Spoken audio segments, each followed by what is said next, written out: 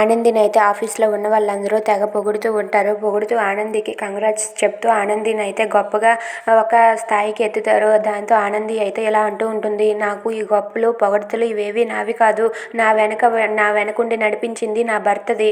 నేను ఇలా ముందుకు వచ్చి మాట్లాడానంటే దాన్ని ప్రోత్సహించింది నా భర్త మాత్రమే. నా భర్త నన్ను ఇక్కడికి పంపించకపోయి ఉంటే నేను ఇక్కడికి వచ్చి ఇలా మాట్లాడేదాన్నే కాదు. నా నా వెనక ఉన్నది నా భర్త మాత్రమే. నా భర్తకే ఇదంతా చెందాలి అని చెప్పి ఆనంది అయితే ఆదిత్య గురించి గొప్పగా చెప్తూ ఉంటుంది. అది విని ఆదిత్య, సునంద, శశి వీళ్ళ ముగ్గురు కూడా చాలా సంతోషిస్తూ ఉంటారు. ఇక వాళ్ళైతే ఆనందిని అలాగే ఆదిత్యని వాళ్ళిద్దరిని కూడా అప్రిషియేట్ చేస్తూ ఉంటారు. ఇక వాళ్ళైతే ఆదిత్య, ఆనంది వాళ్ళిద్దరిని కూడా అప్రిషియేట్ చేస్తూ వాళ్ళకైతే కంగ్రాచ్యులేషన్స్ చెప్తూ ఉంటారు. ఇదంతా చూసి సునంద అయితే చాలా సంతోషిస్తూ ఉంటుంది. ఇక ఆనంది అయితే తన భర్త గురించి తన గురించి కూడా అంత గొప్పగా చెప్పడం చూసి అక్కడ ఉన్న శశి కూడా ఇలాంటి మంచి కోడలు వచ్చినందుకు మేము ఎంతో అదృష్టవంతులమని అనుకుంటూ ఉంటాడు.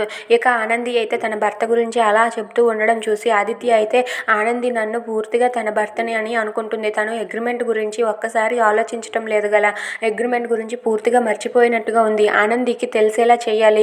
ఆనందికి అగ్రిమెంట్ గురించి తెలిసేలా చేసి ఆ అగ్రిమెంట్ ఎందుకు రాయించానో, ఎందుకు ఆ అగ్రిమెంట్ మీద సంతకం చేసేలా చేశానో ఆనందికి తెలిసేలా చేస్తాను. అలేఖ్యనే నా మనసులో ఉందని చెప్పేస్తాను ఆనందికి అని చెప్పి ఆదిత్య అనుకుంటూ ఉంటాడు. ఇక అందరూ కూడా ఆనంది, ఆదిత్యాలకు కంగ్రాచ్యులేషన్స్ చెప్తూ ఆనంది, ఆదిత్యాలను పొగుడుతూ ఉంటారు. అది చూసి సునంద చాలా గర్వపడుతూ ఉంటుంది. Thanks for watching friends. Please subscribe our channel.